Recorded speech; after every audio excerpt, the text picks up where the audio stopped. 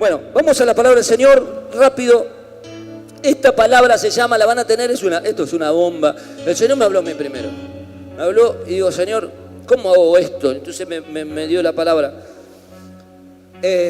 Y la van a tener en el hogar feliz. Así que si quieren anoten, por ahí el Espíritu Santo me da algo que no está en el papel, ahí en la hoja. Y lo pueden tener también para usarlo. A los líderes, ¿no? Esta palabra está en Hechos capítulo 8, versículo 1 y Hechos capítulo 8, versículo 4. Fundamentalmente, después hay otros textos por ahí que podemos compartir. Bueno, pero comparto un poquito más. Pero esta palabra se llama, serás primicia, justo en días de primicias. Serás primicia por envío o por esparcido. Serás primicia. ¿Cuántos quieren ser primicia? Primicia es primero, hermano. Primicia es primero. Me dice acá yo estaría si digo, vamos a pactar, hermano, y usted dice, no, usted dice, voy a orar si es la voluntad de Dios y así. Pero yo digo, voy a regalar hoy $1.000. Sabemos salta allá al fondo, otra que una langosta. El primero va a ser acá, ¿sí o no? ¿Sí o no? Esa es la primicia. Primero.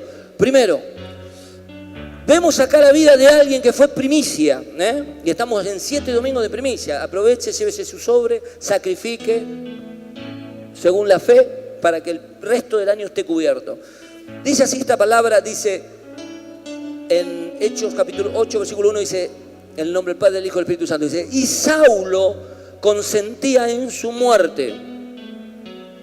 En aquel día hubo una gran persecución contra la iglesia que estaba en Jerusalén y todos fueron esparcidos, diga conmigo, esparcidos por las tierras de Judea y Samaria, salvo los apóstoles, diga, salvo los apóstoles. Menos mal que la Biblia acá nos cubre, si no.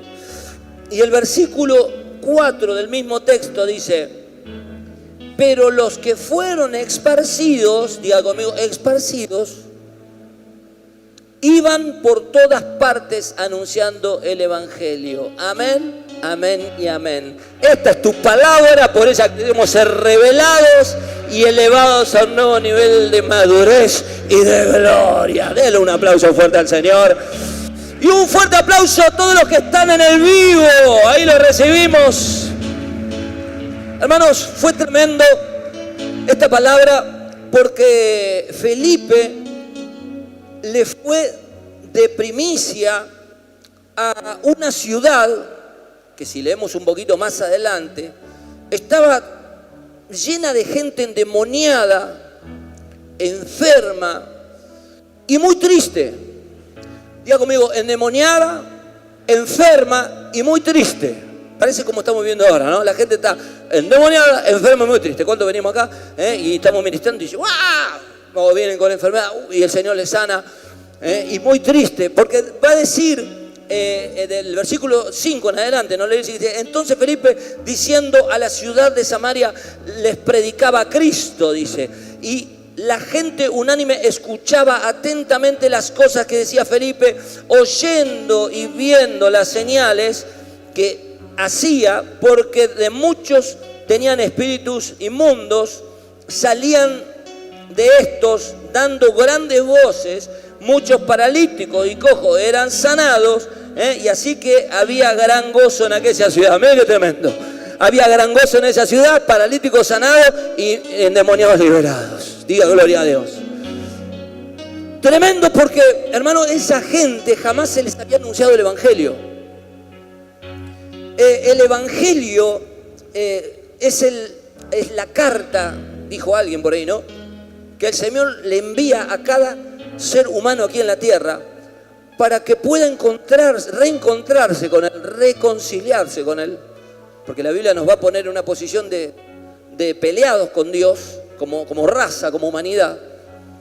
Pero el Evangelio es ese mensaje que trae buenas nuevas de restauración, que le dice al ser humano, no hay un Dios que te quiere matar, que te quiere castigar, sino que hay buenas nuevas para vos, que hay perdón de todos los errores que cometiste, de los pecados, y que hay gracia que te limpia y misericordia, donde el Señor toma los pecados, no se acuerda más de vos, y te da la oportunidad de vivir una nueva vida.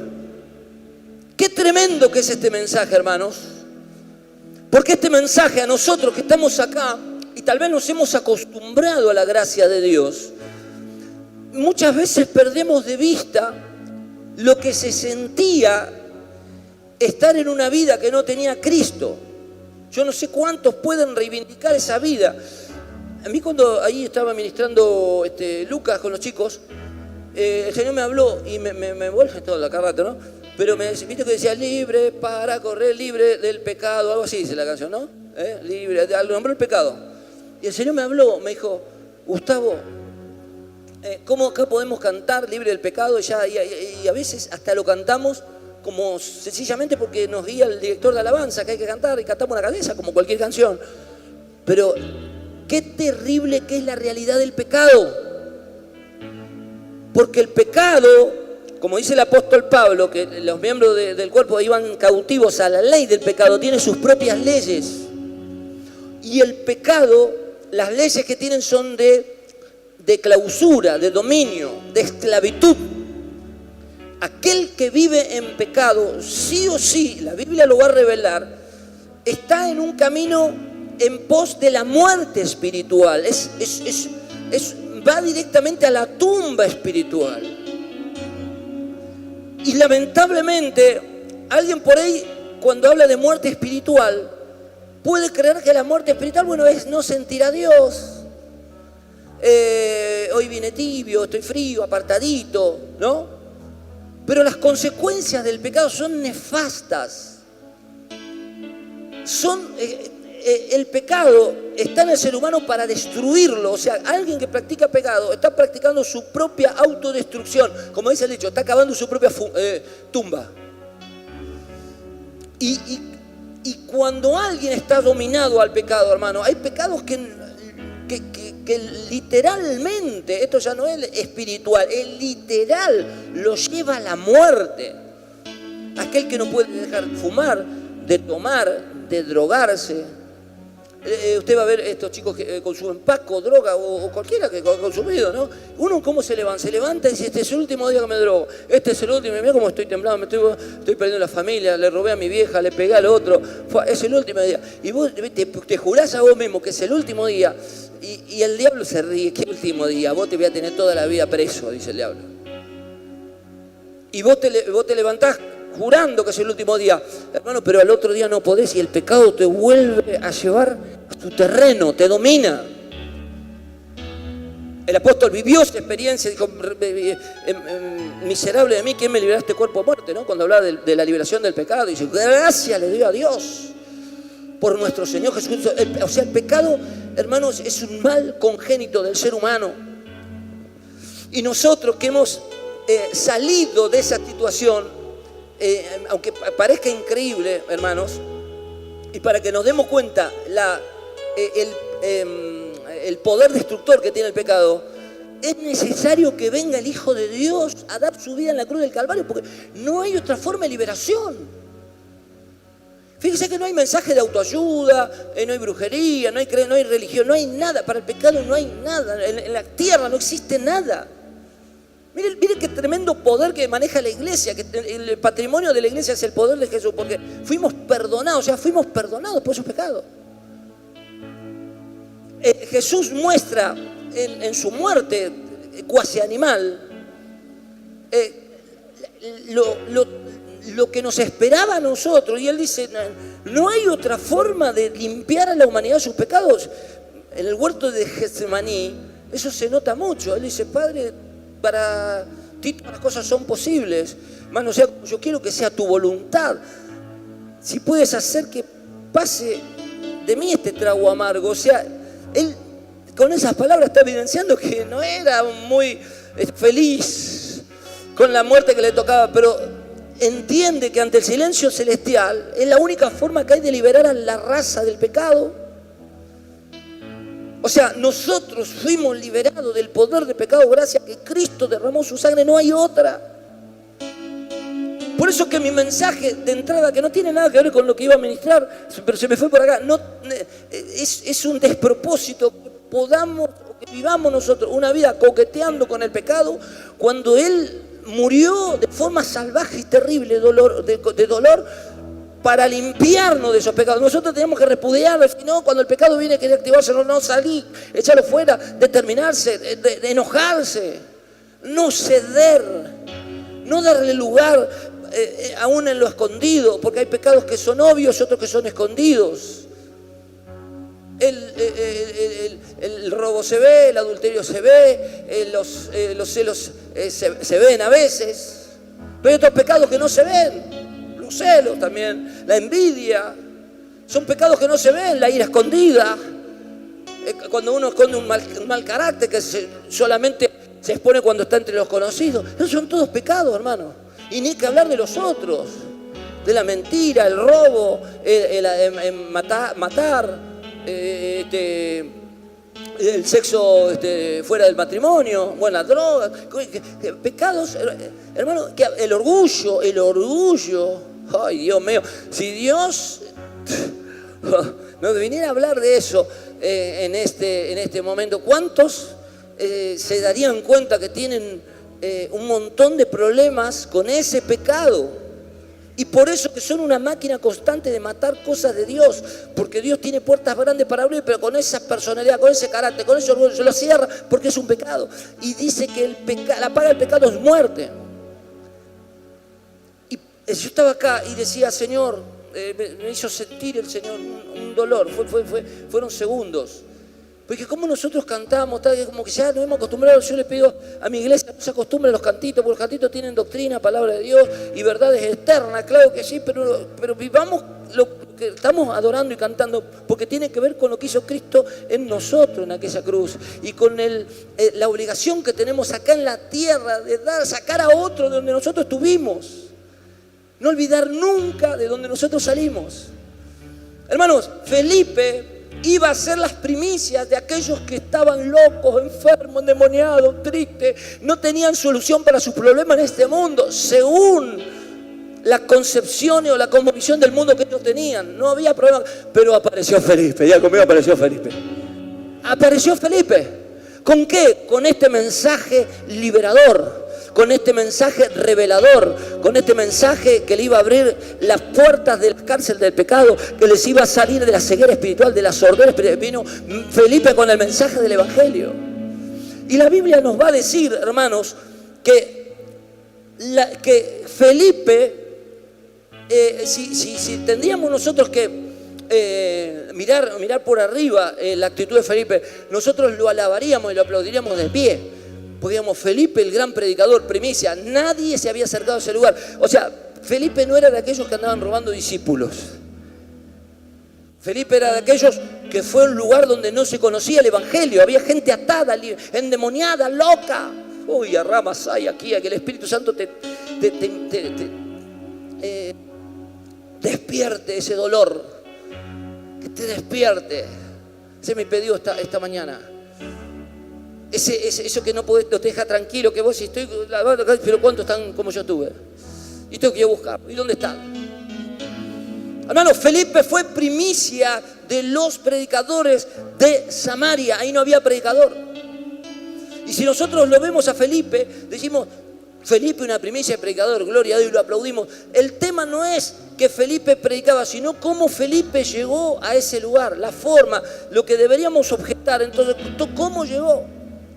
Y la Biblia lo va a decir en el capítulo 8, versículo 1 y versículo 4, que Felipe llegó porque hubo una gran persecución. Una gran persecución. Y porque por esa persecución los discípulos que estaban con los apóstoles en Jerusalén fueron esparcidos. O sea, Felipe no salió de donde estaba porque se levantó un día y dijo, hay que salvar al mundo, hay que hacer campañas, hay que hacer encuentros, hay que hacer congresos, hay que hacer... No. Felipe estaba muy bien y muy tranquilo con el Evangelio, que él lo había liberado, lo había sanado y lo había inclusive hasta posicionado. Ahora vamos a ver un poco. Pero ¿qué pasó, hermanos? Felipe fue víctima de una de las más feroces persecuciones que se desató en la iglesia del siglo I, y esa persecución sacudió a los que estaban con los discípulos, los sacudió y los sacó de ese lugar. Los arrancó de ese lugar y los dispersó por el mundo hasta ese momento conocido. Y dice el versículo 4, como le leí, que por donde iba Felipe, ¿qué iba haciendo? Iba predicando el Evangelio, anunciando el Evangelio. O sea, la persecución y la diseminación o la expansión, o como dije en el título, esparcido, hermano, tenía un propósito detrás. Que ellos salgan de donde estaban, porque había un mundo que estaba loco, enfermo, endemoniado, triste, y ellos tenían que alegrarle con la palabra de Dios y el Evangelio del Reino, hermano. Ellos tenían el mensaje, ellos tenían el poder, ellos tenían la revelación, no los otros. ¿Dónde dicen gloria a Dios? Hermanos, yo digo, esto no se logró sin que antes ellos hayan vivido unos eventos terribles. El mensaje se llama por envío o por esparcido. ¿Qué es envío? Envío es la salida natural propia de aquel que le dicen anda y sale. Yo le digo a un hermano, ¿me traes un vasito de agua? Y va y sale. ¿Podés cerrar aquella puerta? ¿Qué? Va y sale. ¿Podés traerme algo? Ese es el envío. O sea, es enviado y la persona recibe esa orden, sale y va naturalmente. No hay que obligarlo a nada. Miren lo que me aseguró lo que habló muy. La estrategia que crea para que... Ahora, hermano, esparcidos, vamos a ver en este contexto que estamos ministrando esta mañana, que el esparcimiento, la extensión, esta dispersión fue programada por alguien, fue programada por Dios. Y precisamente esa ciudad recibió la bendición del Evangelio porque hubo un Felipe y un grupo de apóstoles que después que rompieron con lo que vamos en adelante a denominar koinonitis, después que rompieron con eso, la persecución y eso, salieron por todas partes a hablar de Cristo. O sea, ellos sufrieron, sí, tuvieron dolor, sí, tenían miedo, sí, tenían terror, sí, pero hermano, gracias a eso, ellos tuvieron que abrir la boca y predicar la salvación a las vidas. Envío o esparcido, cada uno de nosotros que está en esta hora acá, y los que están en el vivo, deciden cómo quieren hablarle de Cristo a un mundo perdido. Uno quiere por envío, otro quiere por esparcido. Ya la pelota está en su campo. Yo voy por los que remanente santo y los hijos de la casa salgan de este lugar por envío, disparados solamente porque Dios lo pide en su palabra. Id y predicad el evangelio a toda criatura, hermanos, porque dice que el que creyere y fuere bautizado, este será salvo, y el que no será condenado. Antes que salgamos por esparcido, que tengamos que esperar una espada, que venga la presión, que venga el dolor, que venga el miedo, que venga la adversidad, para que tengamos que hablar de Cristo. Yo declaro que este es el día donde Dios rompe con esa forma de pensar, y de acuerdo como nosotros nos presentamos delante de los incrédulos, siempre vamos a tener una palabra del Señor para darle, para liberarnos de esa locura, de esa opresión, de esa esclavitud que tiene el pecado sobre ellos. Y el Señor nos va a usar como lo usó Felipe, que van a conocer la verdad y la verdad nos va a hacer libres. Libres como le hizo a usted y a mí. Usted es libre de verdad, no como lo de la canción, hermano. Fuerte el aplauso que está vivo. Hermanos, cuando nosotros hablamos de koinonitis, primero deberíamos saber qué es, de dónde viene la palabra y de dónde se deriva. La palabra se deriva de la palabra koinonía, que en la Biblia quiere decir comunión. Comunión. La palabra aparece 20 veces en el Nuevo Testamento y por primera vez va a aparecer en los primeros libros de la Biblia, en el capítulo 2 del libro de los Hechos, versículo 42, donde dice que los discípulos estaban cada día, lo compartí hoy en la reunión de líderes, juntos, unánimes, compartiendo en el templo y en las casas. Escucha aquí, porque la comunión es sustancial en una iglesia que soporta cada día los embates de un mundo no cristiano. Si no existiera la comunión, no habría iglesia. La comunión es esa relación sana que afirma el lazo de dos personas, la relación que los hace pensar unánimemente en un mismo Dios, en una misma creencia, que los ayuda a fortalecerse, que los ayuda a conocerse, a orar unos por otros, a ayudarse uno con el otro, a permanecer en fe en los días difíciles. Levanten las manos conmigo, sin comunión es imposible que la iglesia siga de pie. Usted no puede venir a una iglesia como Remanente Santo o como cualquier otro tipo de iglesia multitudinaria y no tener comunión. Pasar como hacen algunas iglesias, que uno entra y lleva el sobre y va y le ora, se va, no conoce ni cómo se llama el pastor. Eso no es comunión. O no conocer a los mentores, a los líderes, a los ancianos, a los hombres de autoridad, de rango. No tener un hermano en la iglesia que yo conozca, sino que una cuestión de trámite. O en su defecto, si el cara que está arriba es una cara repetitiva, por ahí lo conozco, pero no sé ni cómo se llama, no sé ni nada de él, si tiene familia o no tiene familia, existe, no tiene. No, yo vengo porque tengo que venir para cumplir con alguien que se llama Dios. Tampoco una iglesia sin comunión puede subsistir. Y por eso que la comunión fue un diseño de Dios.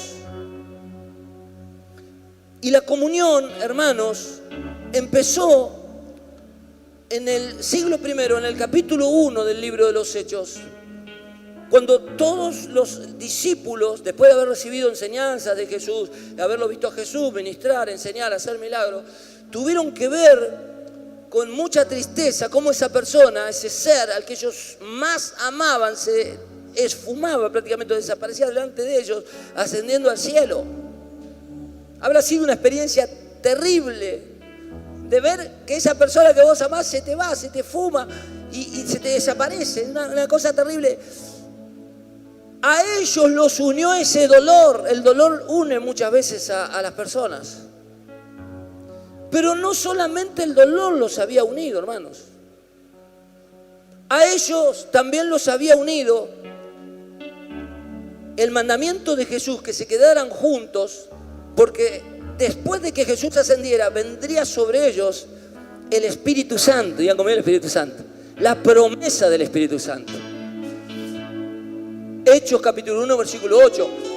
Y después, en ese mismo versículo, dice: entonces, quédense en Jerusalén, no salgan hasta que no venga sobre ustedes el Espíritu Santo, recibirán poder. Y después me serán testigos. Digan conmigo, me serán testigos. En Jerusalén, en Judea, en Samaria y en el resto de la tierra. ¿Cuál fue el mandamiento de Jesús? Que le sean testigos de Él, que testifiquen, que hablen, que prediquen, que evangelicen, que ganen almas. Hermanos, este grupo de apóstoles que fue que recibió el Espíritu Santo del aposento alto, que eran 12, con Matías, después se unieron a 120, usted lo va a ver en Hechos 1:15, y después lo va a ver en 1 Corintios 15, versículo 6, que se unen a 120, y todos estaban felices, unánimes, lo dijimos recién, en Hechos 2:42, estaban juntos, eran felices, compartían el pan, no se separaban. Escuche, esa relación de coinonía o comunión natural e imprescindible para que la iglesia permanezca de pie y unida, se terminó deformando. la deformación de esa comunión sana, instalada por Dios, diseñada por Dios, para que el pueblo de Dios esté unido, fortalecido uno por otro, se ministren, se oren, se prediquen. Esa comunión sana se transformó en una koinonía. Y ahora sí, empiezo a hablar del concepto koinonía. Koinonía es una relación enfermiza que une a dos o más cristianos de forma tóxica e insana hacia algún líder eventual o a un grupo, y concentra todos sus esfuerzos y su mirada para dentro del grupo y pierde de vista los de afuera. Koinonía es ese lazo almático que no fabrica discípulos de Cristo, sino personas dependientes de alguien en un lugar, que no los permite liberarse y que solamente están sujetos a un plan personal que nada tiene que ver con el diseño de Dios. Koinonía es un lazo, una venda mágica que no te deja ver más allá de lo que está pasando ahí adentro. Escuche, ellos sin darse cuenta estaban llamando a la espada. Diga conmigo, porque la voluntad de Dios se hace o se hace. ¿Serás primicia por envío o por esparcido? ¿Usted qué quiere? ¿Ser primicia por envío o por esparcido? Hay mucha gente que está esperando su palabra, su predicación, su invitación al hogar. ¿Usted qué quiere ir? ¿Por envío? Porque esta palabra lo saca. O salgo a predicar el evangelio esta tarde, mañana ya traigo un alma al hogar. ¿O va a esperar la espada, la persecución, la presión, el sufrimiento, que se venga el agua hasta el cuello para salir a predicar? ¿Qué va a esperar? ¿Por envío o por esparcido? Lo único que declaro es que en este tiempo de primicia vas a ser una primicia viviente. Le pido a Dios que sea por envío y no por esparcido, para que sientas el gozo y la plenitud del Señor, dando la palabra de Dios a aquel que la necesita. Diga gloria a Dios. ¡Aleluya! Hermanos, vamos ya con esto. 3 cosas que, escuche, la koinonitis, ya le expliqué un poquito de qué se trata. Decía que tenemos, vos conocés, ¿tuviste alguna vez lazo de koinonitis? No. Y nosotros somos nosotros, y nosotros, y nosotros, y nosotros. Escuche, lo primero que mata es la gran comisión. ¿Qué es la? Escuche, un asesino, la koinonitis mata la gran comisión. ¿Cuál era la gran comisión? Marcos capítulo 16, versículo 15, dice, id. No dice concéntrense acá adentro, dice vayan. Id en el castellano argentino, porque está el castellano español que dice id. Sería en argentino, sería vayan y prediquen el evangelio a toda criatura. Vayan, salgan de su lugar. No se queden haciendo koinonitis acá en Jerusalén. Los tipos estaban de fiesta. Nos salvamos, nos limpió los pecados, conocimos la verdad, el Señor es el Mesías, nos vamos todos para el cielo. Sí, pero hay un mundo que no tiene lo que vos tenés y el Señor los mandó. Id. La gran comisión que termina en Mateo capítulo 28, versículos 19 y 20. Id. Hagan discípulos a toda criatura, bautizándolo en el nombre del Padre, del Hijo y del Espíritu Santo. O sea, la gran comisión es ese mandamiento que nadie que cruzó las puertas de esa iglesia debería dejar de obedecer. Id es hablar del Señor, ganar almas, bautizarlas, discipularlas, porque discipular es la formación y después volverlas a enviar a otros. La gran comisión. ¿Sabe lo que hace la koinonitis? La koinonitis absorbe para adentro, concentra para adentro, para el interior. No permite sacar la mirada para afuera, no permite compenetrarse o sensibilizarse con el dolor de los perdidos. No, porque todo está acá adentro, está en mí, en lo que yo quiero, en lo que vamos a hacer, en consolar unos a otros, en unos a otros. Pero hay un momento que Dios dice, mientras que ustedes se autoconsuelan, se autopredican, se Yo a veces le digo a los muchachos, a veces no hay que actuar mucho acá adentro, las obras de teatro, ¿no? Vamos a salir a hacer obras de teatro afuera. Hermano, ¿por qué? Porque es un tiempo donde deberíamos escoger si salimos por envío o por esparcidos. La gran comisión, hermano, lamentablemente está aniquilada por un pensamiento de coinonitis, por el obstinarse a seguir unido solamente con un grupo reducido que hasta parece, hay un momento que raza lo sectario, porque muchas veces son grupos que están dentro de la iglesia y vos no lo podés tocar, hermano, no le podés corregir a uno porque se te levantan todos. Dicen gloria a Dios. Porque no están en pos de la búsqueda de la verdad, están en pos de la búsqueda de la coinonitis. Están atados a un objeto que a veces es algo que tiene que ver con lo material, a veces ni siquiera tiene que ver con una persona, pero cuánto más con una persona. Yo me preguntaría al liderazgo que tuvo esta mañana, ¿qué clase de liderazgo estamos dándole a nuestros discípulos? A mí me preocupa, hermano, porque el problema indirectamente lo sufre el apóstol, porque hay algo que estoy enseñando mal. El Señor me dice, no, enseña esto, porque hay gente que está predicando y está adoctrinando con coinonitis, no libera, no saca, no multiplica, no sale, se reúnen, pasan un buen momento, festejan, toman mate, sacan fotos, danzan, hacen lo que sea, pero siguen en el mismo lugar. ¿Qué estás esperando? Te dice el Espíritu Santo por este mensaje. Salir a hablar del Señor por envío o por esparcido. Hermano, segunda cosa que mata, así vamos rápido, lo que mata la coinonitis, ¿quieres saberlo? Los ministerios. Escuche, Felipe, si usted va al libro de los Hechos, capítulo 6, capítulo 6, versículo del 1 al 7, va a ver que Felipe es escogido en un contexto de necesidad. Porque la iglesia empezó a crecer. Y los apóstoles dicen, estamos haciendo la oración, predicando la palabra, dando de esto, haciendo, parece yo cortando el pasto allá. Algo de eso le habló el Señor a la pastora ayer. Después se los va a contar ella seguro. Estamos en todas. Vamos a elegir 7 varones que nos representen y que hagan para servir la mesa. Entre esos 7 varones buscaron de buen testimonio, llenos del Espíritu, con sabiduría. ¿A quién escogieron entre esos 7? A Felipe. Felipe la pasaba fenómeno, hermano, porque se veía en la mesa. Seguramente era un tipo que hacía un buen laburo, porque por algo lo escogieron. Y se habrá hecho amigos. Y en alguna de las mesas se había quedado tomando mate. Y después, che, pasame tu número, yo del tuyo. Y le habría ido. Pero Felipe, nadie duda de que sirviendo a la mesa, habrá hecho un maravilloso trabajo.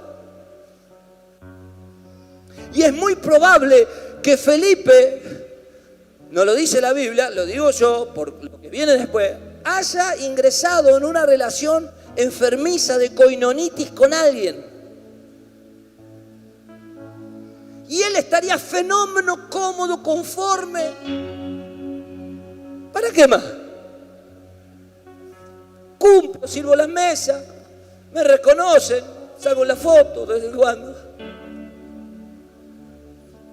Felipe no sabía, hermanos, si no hubiera sido gracias a la persecución y a la dispersión que provocada por alguna ser invisible e inteligente llamado Dios, Felipe no sabía que dentro de él había un tremendo evangelista, hermano.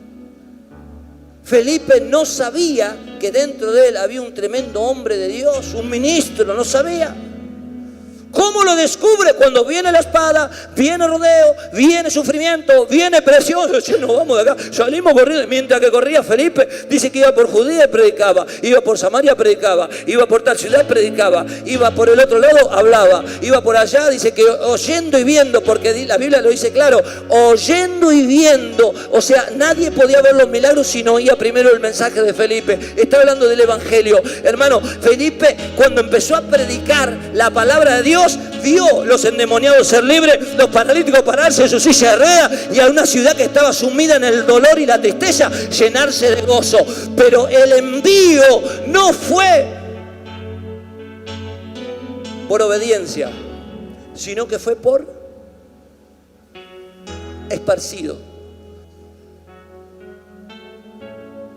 Dios tiene un hombre líder dentro tuyo.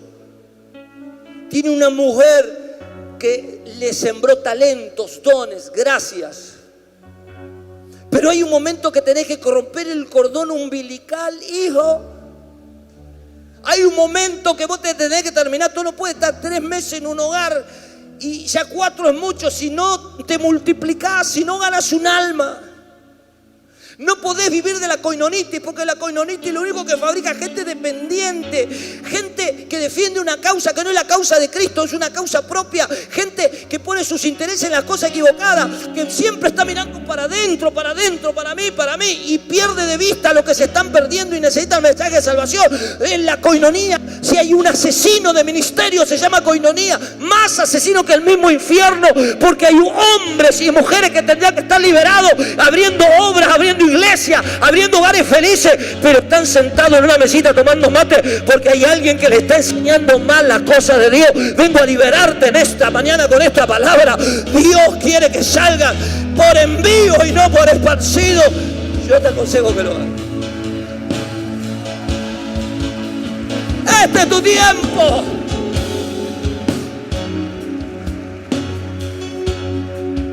Aprenda a separar lo precioso de lo vil. Use de madurez. Hay etapas que uno tiene que percatarse de que ya la superó. Usted no puede estar toda la vida en la misma etapa. Escuche, yo a los 3 años fui pastor y al 4º año abrimos remanente, y esto es verdad, los que me conocen saben. Y Dios nos habló y fuimos a hablar con mi pastor y mi pastor me dijo, bueno, hijo, Dios sabe lo que va a hacer. No, el pastor, yo no viví ninguna iglesia ni me fui como algunos por ahí hacen. No, yo fui a con el pastor, nos bendijo delante de toda la gente, que esa noche lloraban todos porque nos íbamos con Alejandra.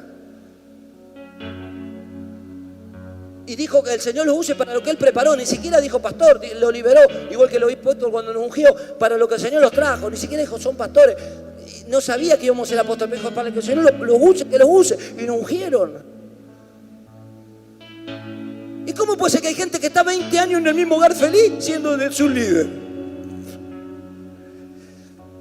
No entra en esta cuenta si nosotros realmente estaríamos en una comunión sana, libre de lo que es una comunión enferma llamada coinonitis. Quiero liberarte hoy, hijo, y proponete en el nombre de Jesús a donde estás en ese hogar, que en 2 o 3 meses te tenés que ir de ahí. Dale la mano al líder, gracias porque me ministraste en la unción. Ahora yo también quiero ser como Felipe, ser primicia de aquellos que jamás escucharon la palabra de Dios, pero no lo quiero ser por esparcido, sino por envío.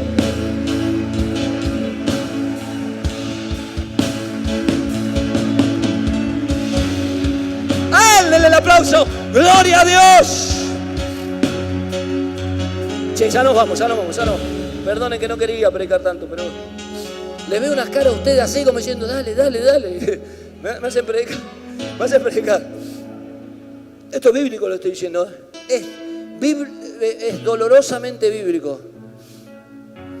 Hermanos, algo que mata la coinonitis es la plantación de iglesias. Porque jamás el Señor va a plantar una iglesia donde hay un equipo de gente que lo único que tiene es una relación de coinonitis. Una relación superficial, almática. Cuando hablamos de algo almático estamos hablando de algo que resiste y se rebela contra los diseños de Dios.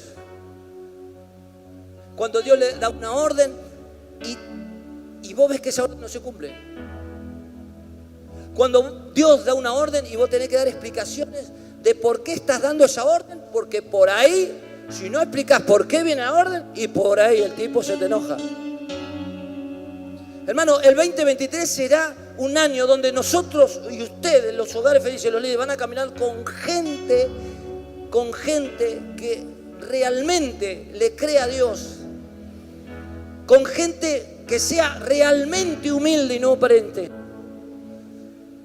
Yo quiero predicarle a gente, o sentarme a orarle a gente, o entrenar a gente, o abrir hogares felices, acá o iglesia, no a rebeldes convencidos, hermano.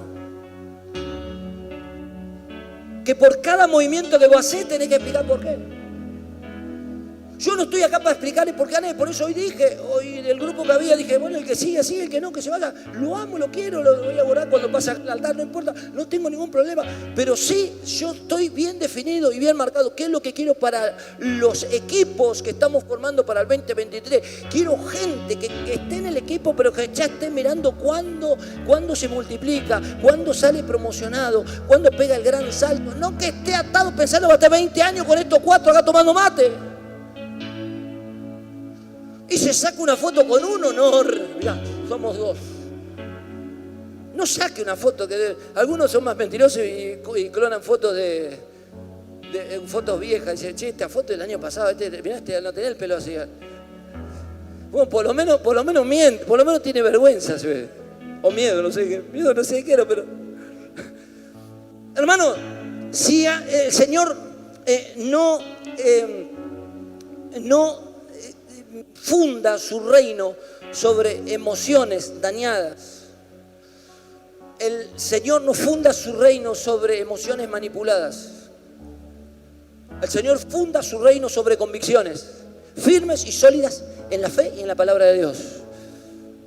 El Señor funda su reino sobre visiones, sobre diseños bíblicos y espirituales, no sobre modelos personales, propios, con intereses creados. Porque la koinonitis nace precisamente ahí, donde hay un interés creado. Donde yo quiero acaparar, no quiero soltar, no quiero multiplicar, no quiero promocionar, no quiero que salgan, quiero traernos para mí. Quiero tenerlo de súbditos, quiero tenerlo de, lamentablemente, escuche la palabra fuerte, de esclavos. Y muchos atan con palabras dulces. Muchos atan, y esto lo conozco, y estoy saliendo en el vivo para que lo escuche el mundo entero, con profecías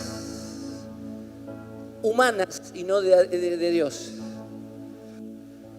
Y las profecías humanas tienen una característica, te causan una emoción en el momento y vos, ay. Pero cuando estés en el medio de la presión, delante de una espada, en el día malo, cuando todas las puertas se te cierren, cuando veas que te abandonó, hasta el diablo te abandonó tirado en la cama en un hospital, te das a dar cuenta ahí si la palabra que te soltaron era de Dios o era humana o del diablo. Y esto lo digo con experiencia, hermano. El día que nos pasó lo de Alejandra,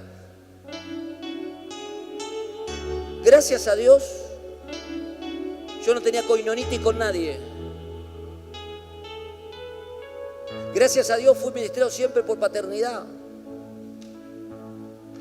por fidelidad a Dios, por sobre todas las cosas y a los hombres que lo representan. Porque tampoco te puedes sujetar a cualquier loco que dice pues tiene el carné. Porque si hubiera sido de otro modo, hubo muchas noches, muchos días, muchas mañanas, muchas madrugadas donde literalmente primero estuve solo y después me sentí solo. Hay momentos que ni siquiera tus hijos te pueden ayudar. O los seres que vos más amás, los hermanos, hay momentos que vos estás solo de si estoy yo con mi emoción o con mi convicción en la fe en Dios. Esos momentos son inminentes. La palabra hoy te dice, te envío, andá, hacé discípulos, multiplicate, ordená, trae gente. Ayer hicimos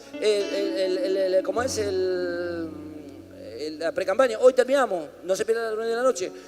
Tenemos 3 días, evangelicemos. ¿Sabes cuántas almas había el viernes? ¿Nuevas? 3. Yo digo, uy, cuánta koinonitis acá. Somos muchos, somos miles, somos todos amigos. Somos todos, nos guiñamos el ojo, todos hermanos, todos. Y yo cantaba ahí recién, decía, libre del pecado, libre del pecado. Y a veces que nosotros perdemos, ¿nos acordamos lo que hacía el pecado en nosotros? No acordamos que vivíamos enfermos tomando pastillas, locos, los que le hicimos matar un par de veces, nos íbamos a tirar debajo de un tren. No nos acordamos lo que era el pecado. Nos acordamos ahí metidos en la droga, en el alcohol, en el vicio, en la violencia, en la contienda, en la locura, la depresión, a las trompadas, a los cuchillazos en la comisaría, metidos en la página de una película, ¿cómo es? Set pornográfico. ¿Los acordamos? O estamos tan libres, tan bien, tan conformes y tan felices que ahora tenemos a los que tenemos al lado, 2 o 3, ya estamos bien, cómodos, contentos. Y la verdad que está fenómeno lo que está saliendo. Y cómo está la iglesia y somos tantos y qué bueno.